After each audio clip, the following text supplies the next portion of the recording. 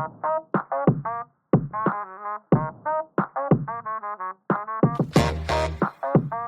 сайн байцгаана уу? Та бүхэнд энэ өдрийн мэнд хүргэе. Жудиложи подкастын маань 77 дахь дугаар үгээр эхэлж байна.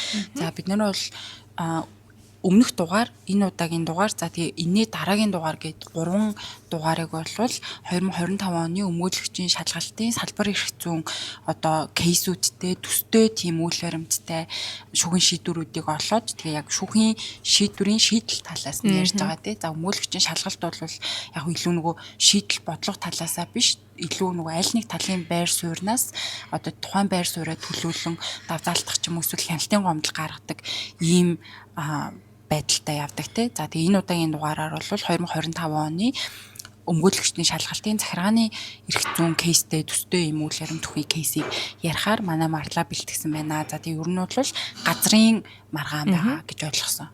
Тий. Нөгөө нэг 25 оны сүүлийн дугаар дээр ойкотер өмгөөлөгчдийн шалгалтанд ер нь 2025 онд юу орж ирвэ гэдэг 3 кейсийг бол товч дурдчихжээ.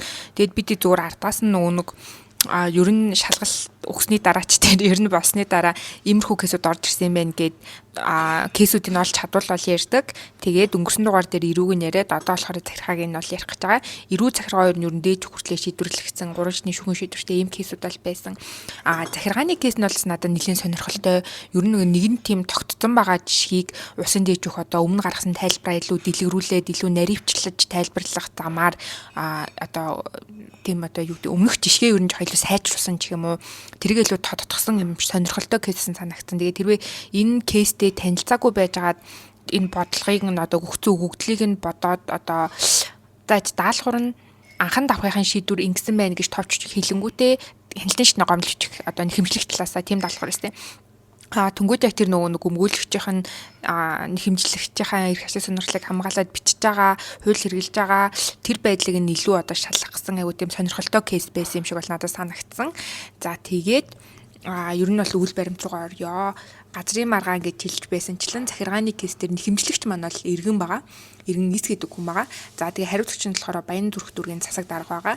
За хэмжлийн шаардлагын хувьд болохоор Баян зүрх дүүргийн засаг даргын 2022 оны 7 сарын 1-ний өдрийн гаргасан газар эзэмших эрхийн гэрчлэг хүчингүй болох тухай тэдгээр захирамжийн яг энэ одоо хэмжлэгч иргэн нийст холбогдох хэсгийг нь хууль бус болохыг тогтоолгож хүчингүй болгох юм хэмжлийн шаардлагатай энэ захиргааны бол маргаан байгаа гэсэн үг. За захиргааны анхан шатны болон давтаалтын шүүхийн шийдвэр нь 2024 оны сүүл 2025 оны 3 сард бол гарсан. За тэгээд улсын дээд жүхээр 2025 оны 6 сард эцэслийн шийдвэрлэгдээд 64 дугаар тогтоол гарсан бол ийм шүүхийн шийдвэр бол байна. За тэгээд дугаарынхаа нөгөө description хэсэг дээр энэ 3 шатны шүүхийн шийдвэрийн линкийг үлдээчи таад маань сонирхол бол тэр дээр бүтэн танилцаарай гэж байгаа юм. За тэнгүүтээ улсын дээд жүхтөр болохоор хяналтын шатны гомдол гаргасан болохоор энэ хэмжлийн итгэмжлэн төлөөлөгч бол байгаа юм байна.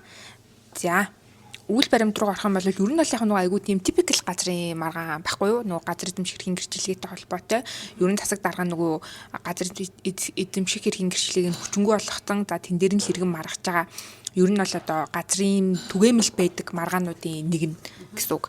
За тэнгүүт Баян зүрх дүүрэгт байдаг одоо 700 м квадрат газрыг иргэн нис болвол амны хашны зориулалтаар 5 жил хугацаатаагаар 2010 оноос хойш эзэмшээд одоо холбогдох гэрчлэгээ гэрээгээ байгуулад ингээ явсан. За тэгээд дээрх 700 м буюу нөгөө иргэн мөрчийн 0.7 газрыг одоо амны зориулалтаар эзэмших хэрэгтэй байгаа шүү дээ тий. Ер нь тэр одоо зохицуултын дагуу авсан ийм газар юм лээ. За тэнгуүтээ энэ газар бол эзэмших гэрчлэгээний хугацааг бол хэмжлэгч одоо өөрөө хүсэлтэд гаргаад сунгууль хүсэлт гаргасны дагуу 2016 онд 15 жилийн хугацаатаагаар сунгаж одоо засаг даргаас нь дахин шийдвэрлсэн. Ингэхдээ зориултыг нь бол гэр бүлийн хэрэгцээний гэж одоо газрын тухай заасан одоо яг ер нь бол зүгээр одоо зориулт нь бол өмнө нь амны хашааны тэнгууд одоо гэр бүлийн хэрэгцээний гэж хууль засгийн нэр томьёогоор л одоо өөрчилж ингэж байгаа болохоос яг зориулт нь одоо бүрхэлт нь өөрчилсөн юм бол байхгүй мэлээ. Ер нь гэр бүлийн хэрэгцээний гэж ингэж бол өөрчилсөн юм бэлээ. За тэгээд иргэн бол 2016 оноос хойш тэгэхээр энэ газар бол 15 жилийн хугацаагаар эзэмших одоо ийм эрхтэй болоод холбогдох гэрчлэгийг гараад гэрээгээ байгуулад ингэж бол явсан байгаамаа. За тэнгууд Баян зүрх дүүргийн энэ маргаан бүхий нөгөө нэг шүүхэд нэхэмжлэх гаргаад байгаа захиргааны акт нь юу гэхээр 22 онд баян зүрх төрийн засаг даргаас ер нь нөгөө нэг одоо холбогдох газрын хяналтуудыг одоо хийж агаад ер нь бол газрын хяналтыг ингэж хийдэм шиг одоо холбогдох байцаагч нарын ч үгүй юм уу те газрын байцаагч нар нь сансрын зураглалаас энэ газар дээр юм одоо ямар нэг юм хийж өөхөн амьдрж гэнэ амьдрахгүй байна уу гэдэг хяналтыг бол ер нь тогтмол хийдэм шиг байгаа. За тэргээр тиймэрхүү хяналтуудаас одоо үүдэлтэйгээр 2022 онд холбогдох одоо нэлээд хэдэн нэр бүхий иргэн хуулийн этгээдүүдийн газар эзэмших эрхийн гэрчлэгийг хүчингү болгох захирамж гаргасан. За ингэхдээ бол Монгол Улсын засаг захиргааны нутаг дэвсгэрийн нэгж түүний удирдлагын тухайлан холбогдох зүйл заалт, за захиргааны ерөнхий хуулийн одоо холбогдох зүйл заалт, газрын тухайлан холбогдох зүйл заалтуудыг үндэслээд одоо зарим хүмүүсийн газар эзэмших эрхийн гэрчлэгийг хүчингү болгосон нь энэ нэг хавсралтаар ингэж их залтуудыг баталдаг штэ тий. Хавсралтад заасан иргэн болон хуулийн этгээдүүдийн газар эзэмших эрхийн гэрчлэг хүчингү болох суугаа гэж байгаа тавсралтаар нь хүмүүсээ жигсаачдаг. За тэгээ тэнд нь бол иргэнээс орчихсон. За тэнгуүтээ засаг даргын захирамжтай үндэслээд байгаа эдгээр хуулийн зүйл залтууд нь юу байсан бэ гэдэг юм бол яг нөгөө Монгол Улсын засаг захиргааны нутаг дэвсгэрийн нэгж түүний удирдлагын тухайлан холбогдох заалт нь бол засаг дарга бол нөгөө өөрийнхөө чиг үүргийн хүрээнд захирамж гаргана гэдэг одоо ерөнхий агуулгатай заал. За тэгээ захиргааны ерөнхий хууль заасан ер нь нөгөө шийдвэр гарвал одоо сонсох ажиллагаа хийн мэж гэдэг юм уу ерөнхий заалтууд. За харин гол үндэслээд хүчингү болоход байгаа заалт нь бол газрын тухайл холбогдох зүйл заалтууд байгаа. Энэ нь газрын тухайлын 40-р зүйлийн 41-1, 41-5, 41-6-аг үндэслээд одоо нэр бүхий нэлээд хүмүүсийн газар эзэмших эрхийн гэрчлэг хүчингү болгосон. За тэнгууд энэ газрын тухайлын 40-р зүйл дээр нь бол нөгөө газар эзэмших эрхийн гэрчлэг хүчингү болгох хэд хэд үндэслүүдийг бол заасан байдаг. Миний санджаар 6 илүү 7 ширхэг үндэслэг болж ихсаачихсан байдаг. Үүнээс 3-ыг нь үндэслсэн. Тэгээд эдгээр нь юу вэ гэх юм бол 41-ийн нэгт нь эрхийн гэрчлэгээ эзэмших чинь газрын тухай хууль тогтоомж газар эзэмших одоо гэрээний нөхцөл болцлыг удаа дараа буюу ноцтой зөрчсөн гэдэг нэг үндэслэл. За 41-ийн 5-д нь эрхийн гэрчлэгээ эзэмшигч газрын төлбөр хугацаанд нь бүрэн төлөөгүй гэдэг нэг үндэслэл. За 41-ийн 6-д нь хүндэтгэн үзэх шалтгаангүйгээр гэрээнд засан зориулалтын дагуу тухайн газраа 2 жил дараалан ашиглаагүй гэдэг ийм 3 үндэслэлийг одоо дурдаад нэлээд өөнийхөө бол хүчингү болгочихж байгаа маа. Тэнгүүч яг хуу хэмжлэгчийн маргаж байгаа нь болохоор одоо ингээд захирамжинд энэ 3 үндэслэнгүүтээ баахан хүмүүсийг хавсралтаар батлаад эрхийг газар эзэмших эрхийн гэрчлэгийг хүчингү болгож байгаа болохоор 3 үндэслэл болгон дээр нь л маргаж байгаа юм л да. Ийм үндэслэл байсан байгаагүй гэдэг дээр түнгүүд яг эргээ зүгээр анзаарах юм нөгөө бүгдийн үндэслэл тухайлан биш юм шүү дээ. Тийм гэсэн үг. Ер нь эргээд яг бүх хүнд яг тийм нөхцөл байдал үүсэж байгаа байхгүй юу? За тэнгүүд яг нэхэмжлэгч болвол эднэр дээр нь маргаад бол захиргааны нэрийн шүүхд бол нэхэмжлэг гаргаж байгаа маа. За тэнгүүд ер нь гол хоёр барьж байгаа үндэслэл юу вэ гэх юм бол одоо нэхэмжлэгч иргэн бол энэ нөгөө нэг газар эзэмших одоо гэрчлэгээ авснасаа хойш газрын тухай хууль тогтоом за тэгээд газар эзэмших гэрээний нөхцөл болцлыг удаа дараа зөрчсөн гэдэг талаар одоо тухайсан энэ захиргааны шийдвэрт болоод ямар ч үйл баримт юм уу үндэслэл алхаа тэгэхээр ийм нөхцөл байдал бол байгаагүй маа гэж бол маргаад за тэгээд 2010 оноос хойш ер нь бол энэ газрын тухай хуулийн 35 дугаар зүйлэн 35-ын 3 заасны дагуу газар эзэмших одоо үүргээ хэрэгжүүлээд газар эзэмших гэрээний дагуу улирал тутам газрын төлбөрийг бол төлөхөөр тохиролцсны дагуу ер нь нөгөө баримтын цахим системээр ингээд улирал тутамд бөөнд нь төлчдөг байсан. Тийм болохоор нөгөө 41-ийн 5 заагаад байгаа газар эзэмшигч бол газрын төлбөр хугацаанд нь бүрэн төлөөгүй гэдэг үндэслэл бол үндэслэлгүй маа гэж маргаад за түнгүүтээ нөгөө 41-ийн 6 засан хүндэтгэх үзэх шалтгаангүйгээр зориултын дагуу газраа 2 жил ашиглаагүй гэдэг дээр бол ер нь энэ нөгөө нэг хариуцагч бол газар эзэмшигчийн хэвчээ хүчингү олохдоо газрыг зориултын дагуу 2 жил дараалал ашиглаагүй за тэг хүнсүү үздэг шалтгаантай байсан хэсэгтэр бол тухайлсан ямар нэгэн одоо үйл баримтыг яг иргэн эст холбогдуулж бичээгүй. Тийм болохоор энэ бол бас ингээд ер нь үндэслэлгүй маа. Одоо иргэн бол 2010 оноос хойш газраа эзэмшиж байгаа. Тэгээд ерөнхийдөө нөхцөл байдал нь бол энэ бол ингээд хүн шууд очиод амьдрахад одоо тийм бэлэн газар биш гэдэг байгаа хгүй. Тэр нь бол ингээд нөгөө төвийн шугам сүлжээнд холбогдоогүй, ус мус байхгүй. Тийм болохоор энэ хүн газар эзэмшиж ихснээс хойш ингээд нэг хашаа барьчихсан. Тэгээд тэргээд иргэндээ ингээл нэг шугам сүлжээгээ татах гал ойр авах хүмүүстэй холбогдонгууд ингээд хүмүүс нийлээд яг бүтээн байгуулалтаа хийхэд бол бэлэн биш те. Иймэрхүү хичээлбэл гаргасан боловч өрөөсөө ингээд энэ газрын нөхцөл байдал өөрөө ерөөсөө шууд очиод амьдрахад бэлэн биш учраас өдийг хүртэл ингээд явж байгаа. Гэтэл бол хичээл зүтгэлээ гаргаж байгаа. Тийм болохоор нөгөө яагаад хүндэтгэх үзэх шалтгаангүйгээр ашиглаагүй вэ? Энэ дээр яг юг ойлгож байгаа гэдэг дээр энэ яг маргаан бүхий акт дээр тухайлсан одоо үндэслэл бол ерөөсөө байхгүй байна гэж бол маргаж байгаа юм. Тэгэхээр яг хүндээс анзаарах юм нь одоо энэ засаг дарга нарын гаргаад байгаа газар эзэмших эрхийн гэрхийг хүчингү болгохтой ингээл зүйл заатуудын нишлэнгүүтээ хавсралтаар ингээл 20 30 40 50 ч гэдэм үү те газар эзэмших эрхийн гэрчлэгийг шууд хүчингү болгочдөг. Эргээд яг тэр яг нэг тухай бүр эзэмших эрхийн гэрчлэгийг яагаад хүчингү болгож байгаа ямар үйл баримт байсан гэдгийг нь эргээд тэр одоо яг эргэн хуулийн этгээдэд айгу тодорхойгүй нөхцөл байдалд үлдчихдэм байх гэдэг ойлголттой бол би үлдсэн. За тэнгууд анхан шатны шүүгэн шийдвэр бол нэхэмжлэг бүхэлд нь хэрэгсгүй болгох шийдвэрлэсэн. Ингэхдээ газрын тухай хуулийн 41-5 болон 41-6 заасныг бол тус тус үндэслэсэн. За 41-5 нь болохоор өмнө дурсан л нөгөө төлбөрийн хугацаанд нь төлөөгүй. 41-6 нь бол 2 жил дараалан газар ашиглаагүй гэдэг ийм хоёр үндэслэл байгаа. За тэнгууд анхан шатны шүүгэн шийдвэрээс 41-5 заас нөгөө эрхийн гэрчлэг төлөөгүй гэдгийг бол заахтаа энэ нөгөө газрын тухай хуулийн 41-5-ийн агуулга нь болвол газрын төлбөрийг тухай бүрэн хугацаанд нь бүрэн төлөөгүй байхыг бол ойлгоно.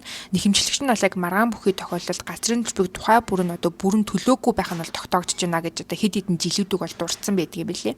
За түнгүүд энэ дээр нэхэмжлэгч бол юу гэж маргадаг вэ гэдэг юм бол яг тухай бүрэн хугацаанд нь төлөөгүй ч гэсэн одоо хүртэл нийт энэ 10 оноос хойш газар эзэмших эрхийн гэрчлэлгээтэй холбоотой бүх төлбөрөө бол би төлсөн.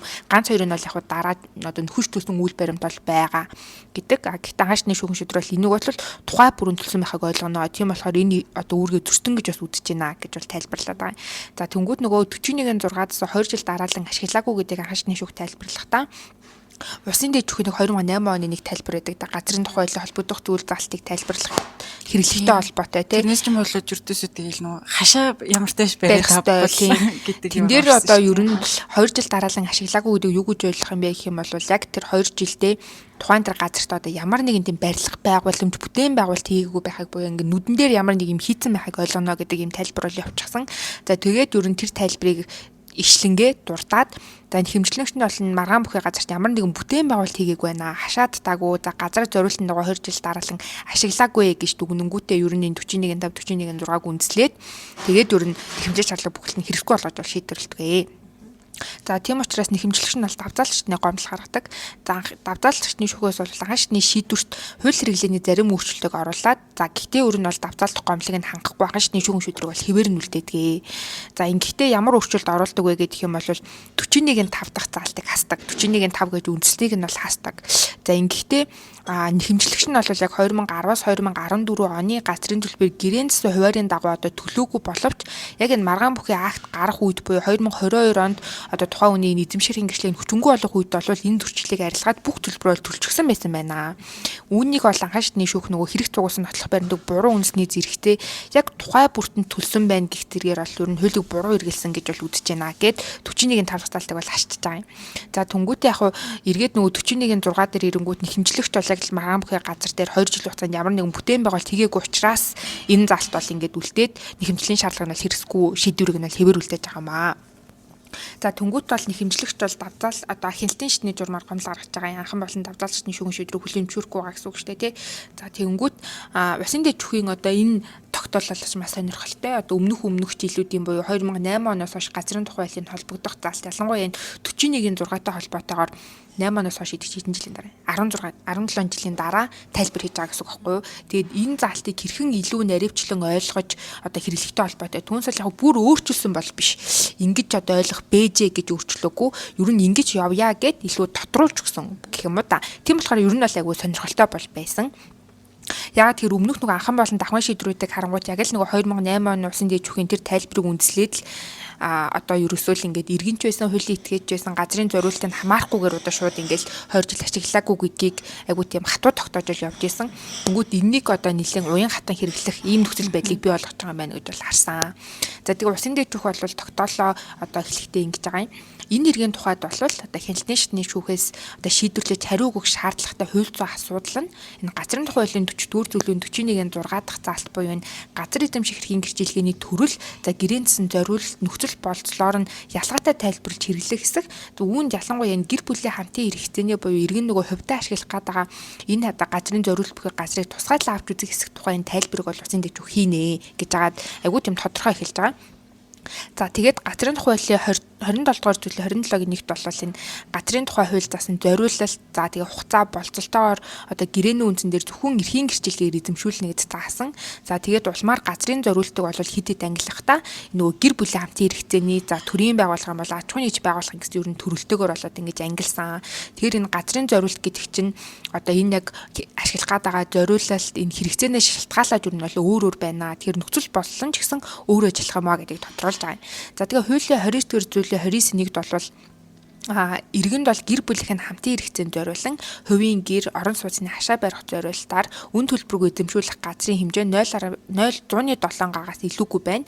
За тэгээ газрын төлбөрийн тухай хуулийн 8 дугаар зүйл заасны дагуу одоо Монгол Улсын иргэнийг ахын одоо зориулалтаар эзэмшиж ашиглаж буй 0.7 га хүртэлх хэмжээний газрын төлбөрийн 90%-аар нь одоо газрын төлбөрөөр чөлөөлөхөөр одоо ингэж тус тусдаа хуульчилсан. За эдгээр л зохицуулалтын дагуу иргэн ийс болвол одоо зориултын дагуу энэ газрын эзэмших эрхийн гэрчлэгийг бол ингэж аваад одоо өөрийнхөө хувийн хэрэгцээнд буюу амны хэрэгцээндээ ашиглахаар одоо ингэж гэрээ байгуулад энэ харилцааг үүсгэж явжээ гэд явж байгаа юм. За тэнгуүтээ ерөнхийдөө айгүй бас сонирхолтой санагдсан газрын тухай хуулийн одоо яг энэ иргэнд эзэмшүүлэх гэдэг газартай холбоотой зохицуултыг тайлбарлахдаа анх одоо газрын тухай хуулийг батлахтаас өмнө 2001 онд одоо энэ хуулийн танилцуулгатай холбоотой ер нь яг энэ газрын тухай хууль заасны дагуу энэ иргэнд хувийн хэрэгцээнд нь газар эзэмшүүлэх гэдэг зорилго нь юу байсан? Яг одоо ямар одоо зорилго хэрэгтэй шаардлагын дагуу ингэж тусна ангилаад байгаа юм. Иргэнд ингэж газар эзэмшүүлэх нь ямар ач холбогдолтой гэх мэтчлэн нөгөө нэг одоо түүхэн тайлбаруудыг хийсэн гэх юм уу да. Эргээд яг нөгөө хууль тогтоогч энэ хуулийг батлахдаа иргэнд эзэмшүүлэх гэдэг байгаа нэг ямар зорилготой байсан бэ гэдэг тэтгэр тайлбаруудыг хийж байгаа нь нэлээд ач холбогдолтой санагдсан. За тэгээд ингэхдээ бол газрын тухай хууль 2001 оны танилцуулгад болвол дуртахтаа энэ төр засгаас явуулж байгаа газрын шинжилгээг одоо эрчимжүүлэх зорилгоор за тэгээд иргэдийн газар эзэмших эрхийг өргөтгөх түүнийг хэрэгжүүлэх одоо нөхцөлийг баталгаажуулах зэрэг эдгээр одоо зорилгоос үзэхэд энэ 2022 оны газрын тухай хуулийн шинжилсэн найруулгын нэг зорилго нь бол Монгол улсын иргэнд гэр бүлийн хэрэгцээний зориулалтаар газар эзэмшүүлэх за ингэснээр иргэний одоо амьдран суух болон гэр бүлийн зориулалтаар эзэмших газартай болгоод газар эзэмших эрхийг хэрэгжүүлэх нөхцөлийг одоо хөнгөлөх за улмаар дэмжих юм агуулга бүхий зориулалттай ийм одоо хуулийн зохицуулалт байна. За тэгэнгүүт гэр бүлийнх нь одоо энэ хамтын хэрэгцээний зориулалтаар газар олох зохицуулалт нь иргэний гэр бүл эдийн засаг хөрөнгө чинээ аж байдлаа шалтгаалan эзэмших байдал нь харилцан адилгүй байж болно. Эзэмшил ашиглалтын уян хатан нөхцөлийг бүрдүүлэхэд одоо чиглэсэн учраас иргэнд гэр бүлийн хамтын хэрэгцээний зориулалтаар газар эзэмшүүлэхийн нөхцөл шаардлага за мөн иргэн аж ахуйн нэгжид газар эзэмшүүлэх зориултыг газрын тухай хуульд ялгаатай зохицуулахаар одоо хуульчилсан байна. Тэгээ үүний учир нь бол тухайн гэр бүлийн одоо наацхан хэрэгцээ амжиргааны нөхцөлийг бүрдүүлэх за тэгээ эдийн засгийн эргэлтийн одоо хөрөнгийн их үүсвэртэй болох зорилготойгоос гадна гэр бүл бол төрийн хамгаалтанд байх нь Монгол Улсын нэг үнцөлийн зохицуултыг бас энэ хуульд шингээж өгчээ гэдэг байгаа юм. За тиймээс энэ гэр бүлийн хамтын хэрэгцээ болон үйлдвэр үйлчлэгээний зориулалтаар энэ газар эзэмших нөхцөл болцол тус тустай бол дийлгэмтэй буюу ингээд ялгаатаагаар зохицуулагдах. За улмаар энэ үйлдвэр үйлчлэгээний зориулалтаар газар эзэмших буй этгээд газрыг бол хууль гэрийн засан нөхцлөөр буюу барилга байгууламж барих зэрэгээр зориулалтын дагуу ашиглах. Одоо юм ашигтай чанарыг нь илүү одоо ашиг олохтой энэ чанарыг нь гаргах. За эзэмших чанартай харин гэр бүлийн хэрэгцээний газар бол ийм одоо нөхцөл шаардлагыг бол ямарч тавих боломжгүй буюу тухайн хүн бол энийг хувьдаа л эзэмшиж ашиглах гэдэг гэдгийг нь бол ялгаатаагаар одоо ойлгох шаардлагатай. Тэгээ аж ахуйн зориулалтаар иргэн хуулийн этгээдэд газар олгож буй зорилго нь бол эргээд яг нөгөө бизнесийн хөгжил, ажлын байр бий болгох, эдийн засгийн өрөө гүйцэгийг одоо нэмэгдүүлэх ийм чиглэгдсэн бол харин иргэдийн энэ гэр бүлийн хэрэгцээний зориулт нь яг л тэндээ нөгөө амьдрах, одоо хувийн хэрэгцээгээ хангах, санхүүгийн нөөц боломжинд үндэслэн уг газар өөрийн мэдэлд байлгаж эзэмших ийм боломжийг одоо агуулгатай. Тиймээс яг үйлдвэрлэл үйлчлэгээний зориулалтаар иргэн аж ахуйн нэгжид олгосон газар тавигдах нөхцөл шаардлагыг бол энэ нөгөө гэр бүлийн хэрэгцээний зориулах газартай адилтгүй байх ёстой. За энэ нь бол газрын тухайлан 3 дугаар зүйлийн 3.1-3, за 27 дугаар зүйлээс нөгөө зориулалт зэрэг эдгээр зохицуулалтыг агуулгах зарчимтай бол нийцнэ гэж одоо тайлбарлаж байгаа юм. За ийм зориулалтаар газар эзэмшигч этгээд нь бол тухайн газрыг гэр бүлийн хэрэгцээнд байлгаад амжиргааны боломжит нөхцөлдөө тохируулын эзэмшиж байгаа нь бол газрын тухай хуулийн үндсэн зарчим болгоод нөгөө газрыг зориултын дагуу нөхцөл болцлын дагуу өөрийн мэдэлд байлган газрыг эзэмших гэх энэ хуулийн одоо зохицуулалттай бол одоо энэ зохицуулалтын дагуу тайлбарлагдаж хэрэглэгдэнэ. За иймд хариуцах засагдар бол нөгөө уг одоо сая дээр дуртаад байгаа эдгээр хуулийн зохицуулалт за газрын тухай хуулийн зорилго зохицуулалтыг одоо үл харгалзан хэмжлэх чирээнийг гэр бүлийн хэрэгцээний газрыг зориултын дагуу 2 жил дараалан ашиглаагүй хэмээн газар эзэмших хэрэгжлийг хүчингүй болгосон газрын тухай хуулийн одоо үндсэн энэ зорилго зарчим буюу 4-р зүйлийн 4.3 цэцэн газар өмчлөх эзэмших ашиглах шудраг осыг хангах зарчимтай зөрчилдөгийн зэрэгцээ иргэдийн газар эзэмших эрхийг дэмжих за түүний хэрэгжих нөхцөлийг баталгаажуулах хуулийн зорилгод бол нийцэхгүй байна гэж өрн айгүй тийм суурь зарчимтай уйлж тайлбарлаж байгаа. За ийм учраас яг энэ тохиолдол буюу иргэн гисийн хувьд тухайн дүүргийн газар зохион байгуулалтын төлөвлөгөөнд засагтан газарт бол 2010 онд одоо ахын зориултаар буюу гэр бүлийн хэрэгцээнд эзэмших хэрэгжилгээг аваад за тэгээ өөрийн хүсэлтээр үнэгээ сунгаад 15 жилийн хугацаатайгаар эзэмшиж эхэлсэн. За тэгээд үүнийхээ одоо нөхцөл байдлаа сайжруулах зорилгоор 2020 онд одоо газар эзэмших ашиглах гэрээгээ ингэж байгуулаад захааны байгууллагатай харилцаж ингэж явсаар буюу нөгөө газраа зориултын дагуу эзэмших энэ хүсэл эрмэлзэлтэй байсан болох нь ерөнхийдөө бол илэрхий байна. За тэгээд энэ хэмжлэгчийг бол одоо холбогдох энэ газрын орчны төлөвлөлт, дэд бүтцийн хөгжил, өөрийн амьдралын боломжит нөхцлөөс хамааран газраа зориултын дагуу эзэмшиж чинь гэж үзэж байна гэдэг одоо ийм сонирхолтой шийдвэр бол гаргасан байсан. Тэгэхээр юу вэ? Ерөнхийд нь базаад хэлэх юм бол юу вэ гэх юм бол нөгөө анхан болон давтаал ташны шүүн шийдвэрүүд яг нөгөө 2008 онд гаргасан усын дээд шүүхийн тайлбарын дагуу л одоо 2 жил дараалан ашиглаагүй зориултын дагуу гэдгийг яг л тэр газар дээрээ ямар нэгэн нүдэнд үзэгдэх бодиттой юм хийсэн байхыг бүх одоо газар дээр бол шаардаад байсан. Зориултыг нүүл харгалтан аж ахуйн нэгжийн зориулттай нөө эсвэл хүн яг хувийн хэрэгцээндээ гэр бүлтэй ашиглах гэдэг нүг гэдэг харгалзахгүйгээр 2 жил дараалан ямар нэгэн нүдэнд үзэгдэх юм хийгээгүй л болвол ашиглаагүй гэдэг одоо иймэрхүү тайлбарыг хийжсэн. Захиргааны байгууллагын ерөнхийдөө ингэж ойлгож үүнийг хэрэглэж явсан бол яг энэ 25 оны энэ тогтоол дээр ерөнхийдөө газрын зориултаас нь шалтгаалаад энийг нь бол ялгаатайгаар одоо зөвхөлүүлээ. Ялангуяа иргэн хувийн хэрэгцээнд ашиглах газар дээр яг тэр хүний одоо хүсэл зориг нь байсан уу, хичээл зүтгэл гаргасан уу, ямар нэг бодиттой одоо тоосго барьсан байхаас илүүтэй яг тэр хувийн хэрэгцээнийхээ зорилтыг хангах гэдэг тэр нөхцөл боломжийг нь илүү анхаарах шаардлагатай байна гэдэг ийм тайлбарыг бол хийсэн байсан. За тэнгуүтээ дээд шүүхэн бас төгсгөлдөө дурсан нэг сонирхолтой дүгнэлт нь бол нөгөө шүүхийн тухай хуулийн 25 дугаар зүйлийн 25-ын 4-т улсын дээд шүүх бол нөгөө хууль хэрэглээний нэгдмэл байдлыг хангана гэдэг одоо чиг үүрэг заагаад байгаа шүү дээ. Үүнтэй холбоотойгоор яг энэ иргэнд гэр бүлийн хамтын хэрэгцээний зориултаар газар эзэмшүүлэх тохиолдлыг иргэн аж ахуйн нэгжид үйлдвэрлүүлэхний зориултаар газар эзэмшүүлэх нөхцөл шаардлагаас ялхан тайлбарлаж хэрэглэх нь газрын тухай хуулийн зорилго агуулгын хэрэглээг одоо тогтооход зарчмын хувьд нийтлэг ач холбогдолтой гэж шүүх бүрэлдэхүүний олонх дүгнж байгаа учраас ерхөөдөө ийм тухайсан тайлбар хэлээ гэд бүр дуртчихсан бол байна лээ. Зүг. Маш сонирхолтой энэ нөгөө дэд шүүхийн тогтоол бол амар сайн үндэслэлтэй бичигдсэн, ер нь бол санагдсан. Тэгээ нэг ийм онцолж ярмаар байгаа зүйл нь 2008 он одоо энэ нөгөө газрыг 2 жил дараалан зориултын дагуу ашиглаагүй гэдэг үндсэл чинь одоо газрын эрхийг цуцлж байгаа баг хамгийн түгээмэл үндслийн нэг нь байгаа гэдэг. Тэнгүүд газрыг зориултын дагуу 2 жил дараалан ашиглаагүй гэдэг чинь яг юу юм бэ гэдэг дээр ийм өөр зүйлс байгаад байсныг одоо 8 оны дээд шүүхийн тайлбараар жишээ нь тайлбарласан. Тэнгүүд одоо тэр нөгөө хашаа барьсан байх ёстой штэ гэдэг юм яг аль хэсгээс нь гарсан бэ гэдгээр энэ одоо ингэж байгаа байхгүй тий.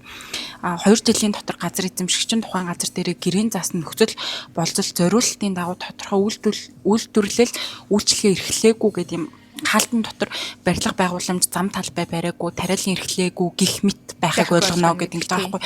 Тэнгүүд энэ чинь эргээд практик дээр юу болоод туурсан бэ гэхээр нөгөө юуг тайлбарлах гээд байгаа вэ гэхээр ингээд зориултын дагуу 2 жил ямар нэг байдлаар ашиглаагүй шүү гэдгээ тайлбарлахдаа нөгөө гих мэт гэд оролцсон байгаа шүү дээ. Одоо барилга бариагүй гих мэт гэд тэнгүүд нь одоо тэр нь практик дээр буухта барилгал өрсөн байх хэрэгтэй байна. Барилгал бариагүй бол цуцлах юм байна гэдэг практик руу ороод айгу удацсан тий. Тэнгүүд үгүй энэ чинь нөгөө зүгээр жишээ байсан болохоос энэ чинь яг гол тайлбар нь биш байсан юм а гэдгийг энд айгу зөв залруулад тэгээд залруулахдаа ингээд нөгөө аж ахуйн зориулт чинь нэг аж ахуйн зориулт дээр бол тэр чинь газар дээр үйлдвэрлэл үйлчлэгээ эрхлээд ингээд юу байх гээд байгаа гэдэг утгаараа тэрнийхээ дагуу барилгаа барьсан байх ёстой гэж шаардаж болно. Гэтэл иргэний хувьд эн чинь газар бид нар төрөөс эзэмшүүлэх гээд байгаа гол зорилго нь юу вэ гэдэг дээр айгу гоё тайлбар юу н хийж өгсөн санагдсан. Тэгээд нэг онцлогуйц зүйл нь нөгөө газрын хуулийн танилцуулгаас иш татж байгаа байхгүй тий. Тэнгүүд нөгөө бид нар ийм нөгөө хууль тогтоомж даасан судалгаанууд тэр хуулийг батлах гэдэг хэрэгцээ шаардлага хууль тогтоогч нөгөө ингэж тэмдэглэж үлдээж баримтчиг болгож үлдээдэг чинь ямар чухал вэ гэдгийг эндээс харж байгаа байхгүй тий. Зүгээр нэг ийм за энэ хуулийн зорилго нь юу вэ тийм зүгээр энэ хуулийг батлах гэж байгаа маань нэг юм бүртгүүлбэр хангах гад нэг юм бичээд өгөхдөө гол нь ш тэр чинь эргээд ингэж хэрэглэж явах үедээ эн чинь бүртээ 10 20 жилийн дараа гүйгүй эн чинь ингэж батлсан юм ба штэ гэж ингэж авч байгаа. одоо гол бас хэрэгцээнийх нь нэг нь энд ингэж харагдаж байгаад айгүй баярлж байгаа. Тэгэхгүй бол сүүлийн үеийн янз бүрийн нөгөө хуулийн төсөлд авсан судалгаа, үзэл баримтлал энэ төр бол айгүй юм формалны шинжтэй те хууль тогтоомжийн хуулиараа энэ зүйл заавал байх ёстой гэсэн л учраас нэг юм ингээл энэ тэндээс нийлүүлэл өгчдөг юм шиг болцсон. Гэтэл эн чинь ийм чухал өрнөлөөтэй байх нэ гэдэг нь нэг талаас харагдаж байгаа. А нөгөө талаас би нөгөө дээч бүхийн би яг захиргааны танхим дээр л ер нь төлхөө байгаад байна уу гэж анзаарсан. Юугаа шийдвэрээ бичихтэй дээч бүх ингэж байгаа хгүй. За энэ маргааны хувьд дээч бүхийн хариулт өгөх гол асуудал бол нэгдүгээрт энэ байна, хоёрдугаарт энэ байна гэж ингэж хэлж байгаа өгүүлбэр ер нь захиргаан дээр би нийлээд уншсан. Иргэн ирүүдээр бол нэг түгээмэл тохиолж байгаагүй. Энэ бол ердөөсөө нөгөө дээч бүхэн тэр шийдвэрийг уншиж байгаа хүний хувьд айгүй гоё болгочихдог байхгүй тийм. Би асуулт тайж тэр шийдвэрийг уншингууд за энэ бол миний юунд бол хамааралгүй мэн ч гэдэм үү ингээд ер нь айгүй гоё шийдэл санагдаад байгаа. Ер нь зүгээр юу дээч бүхэн бусад бас танхимууд авч хэрэглүүлээ. Харин тийм уншиж байгаа хүмүүст айгүй анзаардаг бах тий. Танхимууд яг бас өөрөөсөө гаргах барилга гаргалдаг шүүрт гаргах барилгаар дэлгэхээр нь явчихдаг бах. Тийм. За нэг тийм зүйл онцлохоос айгүй гоё шийдвэр байлаа. За ингээд энэ хүрээд өнөөдрийн дугаараа дуусгая. Сонссон бүх хүмүүстээ баярлалаа.